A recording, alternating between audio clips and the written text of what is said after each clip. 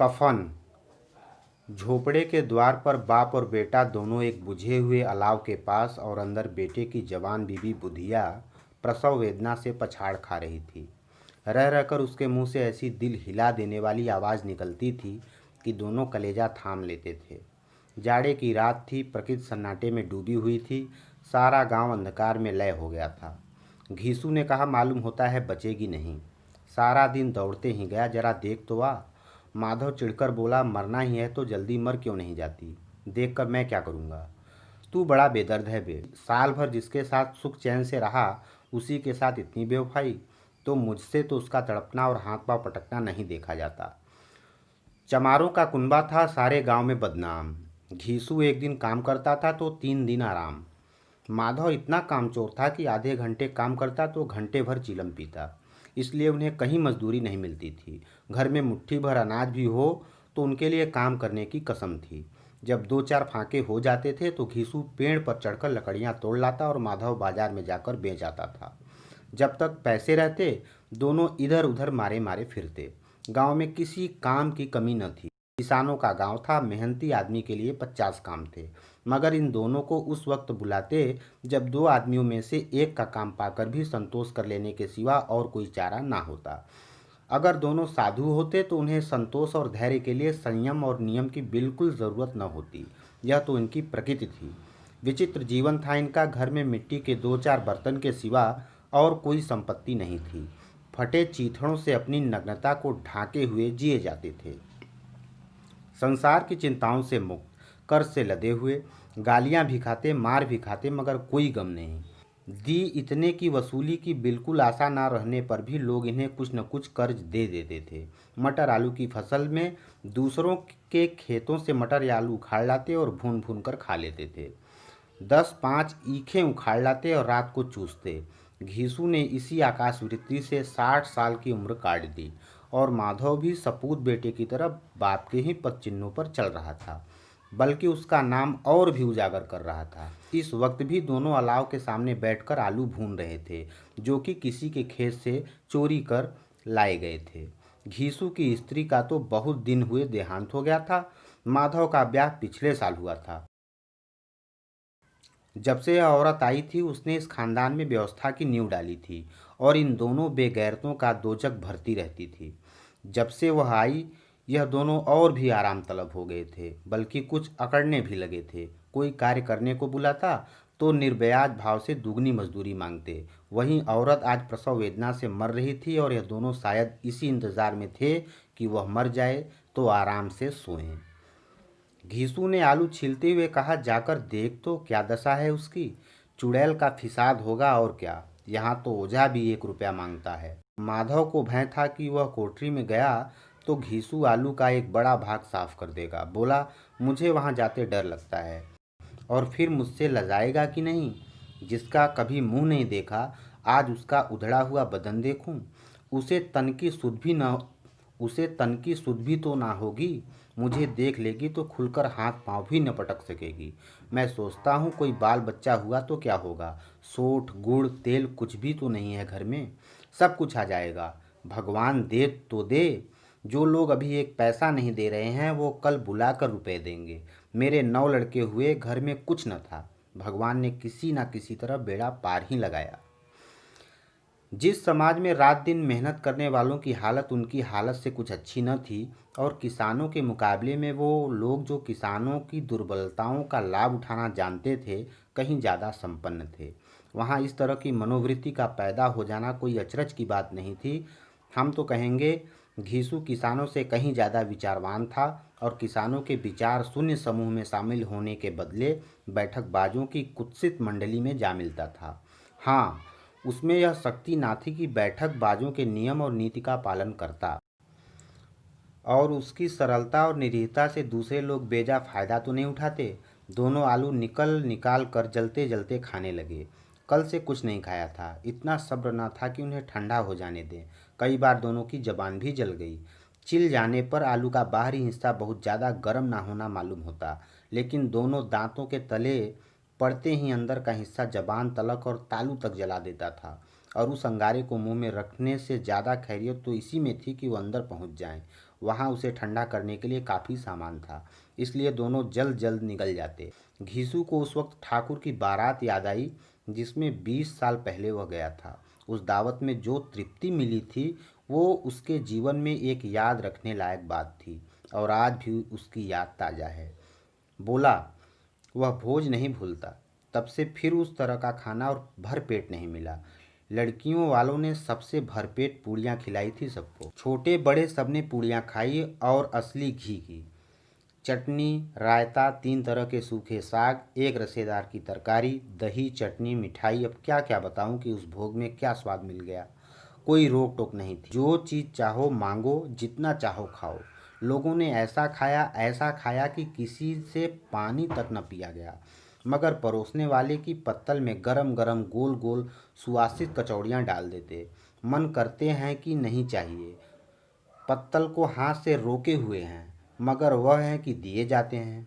और सबने मुंह धो लिया तो पान इलायची भी मिली, मगर मुझे पान लेने की कहाँ सुध थी। खड़ा हुआ न जाता था, झटपट अपने कंबल पर जाकर लेट गया। ऐसा दिल दरियाव था वह ठाकुर। माधव ने पदार्थों का मन ही मन मजा लेते हुए कहा, अब हमें ऐसा कोई भोजन नहीं खिलाता, अब कोई क्या खिलाएगा। वह जमाना दूसरा था। अब तो सबको किफ़ायत सूझती है। शादी ब्याह में मत खर्च करो, क्रियाकर्म में मत खर्च करो। पूछो गरीबों का माल बटोर बटोर कर कहाँ रखोगे। तुमने 20 एक पुड़ियाँ खाई होंगी, 20 से ज़्यादा खाई थी। मैं 50 खा जाता। 50 से कम मैंने भी ना खाई होंगी। अच्छा पट्ठा था। तू तो मेरा आधा भी नहीं है। आलू खाकर दोनों ने पानी पिया और वहीं अलाव के सामने अपनी धोतियाँ ओढ़कर पांव पेट पर डाले सो रहे थे, जैसे दो बड़े बड़े अजगर गेंदुलिया मारे पड़े हों। और बुधिया अभी तक कराह रही थी। सवेरे माधव ने कोठरी में जाकर देखा तो उसकी स्त्री ठंडी हो गई थी। उसके मुंह पर मक्खियां भिनक रही थी। पथराई हुई आंखें ऊपर टंगी हुई थी। साड़ी देह धूल से लथपथ हो रही थी। उसके पेट में उसका बच्चा मर गया था। माधव भागा हुआ घीसू के पास आया। फिर दोनों जोर जोर से हैं हैं करने और छाती पीटने लगे। पड़ोस वालों ने यह रोना धोना सुना तो दौड़ते हुए आए और पुरानी मर्यादा के अनुसार इन अभागों को समझाने लगे। मगर ज़्यादा रोने पीटने का अवसर न था। कफन और लकड़ी की फिक्र करनी थी। घर में तो पैसा इस तरह गायब था जैसे चील के घोंसले में मांस। बाप बेटे रोते हुए गांव के जमींदार के पास गए। वह इन दोनों की सूरत से नफरत करते थे। कई बार इन्हें अपने हाथों से पीट चुके थे, चोरी करने के लिए, वादे पर काम पर न आने के लिए। पूछा, क्या है बे घिसुआ, रोता क्यों है। अब तो तू कहीं दिखलाई भी नहीं देता, मालूम होता है इस गांव में रहता ही नहीं है। घीसू ने जमीन पर सिर रखकर आंखों से आंसू भरे हुए कहा, सरकार, बड़ी विपत्ति में हूँ। माधव की घरवाली गुजर गई। रात भर तड़पती रही सरकार। हम दोनों उसके सिरहाने बैठे रहे। दवा दारू जो कुछ हो सका सब कुछ किया, पर वो हमें दगा दे गई। अब कोई एक रोटी देने वाला न रहा मालिक। तबाह हो गए, घर उजड़ गया।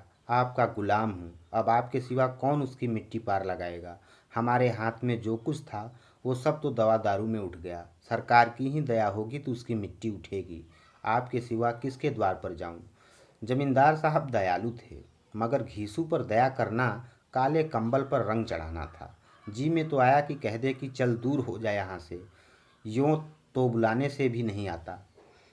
मगर गरज पड़ी तो आज खुशामद कर रहा है, हरामखोर कहीं का बदमाश। लेकिन क्रोध या दंड का अवसर यह न था। जी में कूदते हुए 2 रुपये निकालकर फेंक दिए। 1 घंटे में घीसू और माधव बाजार से कफन लाने चले। इधर लोग बांस वांस काटने लगे। गांव की नर्म दिल स्त्रियां आकर लाश देखती थी और उसकी बेबसी पर 2-2 बूंद आंसू गिराकर चली जाती थी। बाजार में पहुंचकर घीसू बोला, लकड़ी तो उसे जलाने भर की मिल गई है, क्यों माधव। माधव बोला, हाँ लकड़ी तो बहुत है, अब कफन चाहिए। तो चलो कोई हल्का सा कफन ले लें। हाँ और क्या, लाश उठाते उठाते रात हो जाएगी, रात को कफन कौन देखता है। कैसा बुरा रिवाज है, जिसे जीते जी तन ढांकने को चिथड़ा न मिला उसे मरने पर नया कफन चाहिए। कफन लाश के साथ जल ही तो जाता है। क्या रखा है, 5 रुपए पहले मिलते तो कुछ दवा दारू कर लेते। दोनों एक दूसरे के मन की बात ताड़ रहे थे। बाजार में इधर उधर घूमते रहे, कभी इस बाजार की दुकान पर गए, कभी उस दुकान पर। तरह तरह के कपड़े, रेशमी और सूती देखे मगर कुछ जचा नहीं। यहाँ तक कि शाम हो गई, तब दोनों न जाने किस दैवी प्रेरणा से एक मधुशाला के सामने जा पहुँचे और जैसे पूर्व निश्चित व्यवस्था से अंदर चले गए। वहाँ जरा देर तक दोनों असमंजस में खड़े रहे। फिर घीसू ने गड्डी के सामने जाकर कहा, साहू जी, एक बोतल हमें भी देना। उसके बाद कुछ चखना आया, तली हुई मछली आई और बरामदे में बैठकर शांतिपूर्वक पीने लगे। कई कुज्जियाँ ताबड़तोड़ पीने के बाद सुरूर में आ गए। घीसू बोला, कफन लगाने से क्या मिलता, आखिर जल ही तो जाता। कुछ बहू के साथ तो न जाता। माधव आसमान की तरफ देखकर बोला, मानो देवताओं को अपनी निष्पापता का साक्षी बना रहा हो। दुनिया का दस्तूर है, नहीं लोग बानों को हजारों रुपए क्यों देते हैं, कौन देखता है परलोक में मिलता है या नहीं। बड़े आदमियों के पास धन है, फूके, हमारे पास फूकने को थोड़ी है। लेकिन लोगों को जवाब क्या दोगे, लोग पूछेंगे नहीं कफन कहाँ है। घीसू हंसा, अबे कह देंगे कि रुपए कमर से खिसक गए, बहुत ढूंढा नहीं मिले, लोगों को विश्वास नहीं आएगा, लेकिन फिर वहीं रुपए देंगे। माधव भी हंसा इन अनपेक्षित सौभाग्य पर, बोला, बड़ी अच्छी थी बेचारी, मरी तो खूब खिला पिला कर। आधी बोतल से ज़्यादा उड़ गई। घीसू ने 2 सेर पुड़िया मंगाई, चटनी, अचार, कलेजिया। शराब खाने के सामने ही दुकान थी। माधव लपक कर 2 पत्तलों में सारे सामान ले आया। पूरा 1.5 रुपया खर्च हो गया, सिर्फ थोड़े से पैसे बचे रहे। दोनों इस वक्त इस शान से पूड़ियाँ खा रहे थे जैसे जंगल में कोई शेर अपना शिकार उड़ा रहा हो। न जवाबदेही का खौफ था, न बदनामी का फिक्र। इन सब भावनाओं को उन्होंने बहुत पहले ही जीत लिया था। घीसू दार्शनिक भाव से बोला, हमारी आत्मा प्रसन्न हो रही है तो क्या उसे पुण्य न होगा। माधव ने श्रद्धा से सिर झुकाकर तस्दीक की, जरूर होगा। भगवान तुम अंतर्यामी हो, उसे बैकुंठ में ले जाना। हम दोनों हृदय से आशीर्वाद दे रहे हैं। आज जो भोजन मिला वह उम्र भर न मिला था। एक क्षण के बाद मन में एक शंका जागी। बोला, क्यों दादा, हम लोग एक न एक दिन वहाँ जाएंगे ही। घीसू ने इस भोले भाले सवाल का कुछ उत्तर न दिया। वह परलोक की बातें सोचकर इस आनंद में बाधा न डालना चाहता था। जो वहाँ हम लोगों से पूछे कि तुमने हमें कफन क्यों नहीं दिया तो क्या कहेंगे। कहेंगे तुम्हारा सिर। पूछेगी तो जरूर, तू कैसे जानता है कि उसे कफन न मिलेगा। 60 साल क्या दुनिया में घास खोदता रहा हूँ, उसको कफन मिलेगा और बहुत अच्छा मिलेगा। माधव को विश्वास न आया। बोला, कौन देगा, रुपए तो तुमने चट कर दिए। वह तो पूछेगी, उसकी मांग में सिंदूर मैंने डाला था। घीसू गर्म होकर बोला, मैं कहता हूँ उसे कफन मिलेगा, तू मानता क्यों नहीं। कौन देगा, बताते क्यों नहीं। वही लोग देंगे जिन्होंने अब की दिया है। हाँ, अब की रुपए हमारे साथ न आएंगे। ज्यों-ज्यों अंधेरा बढ़ता था, सितारों की चमक तेज होती थी। मधुशाला की रौनक भी बढ़ती जाती थी। कोई गाता था, कोई डींग मारता था, कोई अपनी संगी के गले लिपट जाता था, कोई अपने दोस्त के मुंह में कुल्हड़ लगाए देता था। वहाँ के वातावरण में सुरूर था, हवा में नशा था। कितने तो यहाँ आकर एक चुल्लू में मस्त हो जाते थे। शराब से ज़्यादा यहाँ की हवा उन पर नशा करती थी। जीवन की बाधाएं यहाँ खींच लाती थी और कुछ देर के लिए यह भूल जाते थे कि वे जीते हैं कि मरते हैं, या न जीते हैं न मरते हैं। और यह दोनों बाप बेटे अब भी मज़े लेकर चुस्कियाँ ले रहे थे।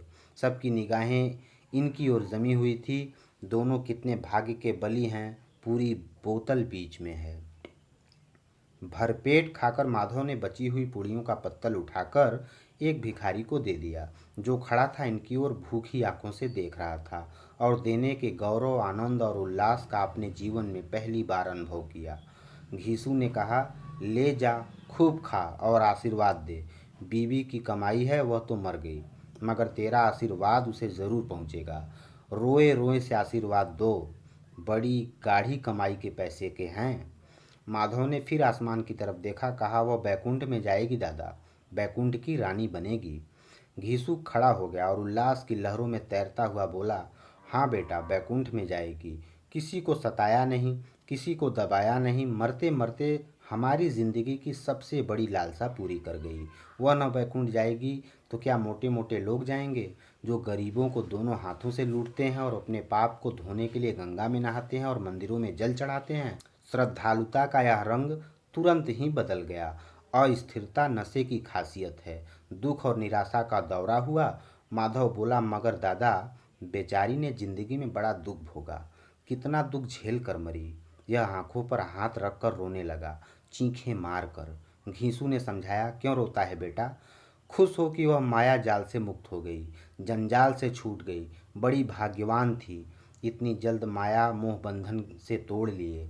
और दोनों खड़े होकर गाने लगे, ठगनी क्यों नैना झमकावे ठगनी। पियक्कड़ों की आंखें इनकी ओर लगी हुई थी और वे दोनों अपने दिल में मस्त गाए जाते थे। फिर दोनों नाचने लगे, उछले भी, कूदे भी, गिरे भी, भटके भी, भाव भी बनाए, अभिनय भी किए और आखिर नशे में मदमस्त होकर वहीं गिर पड़े।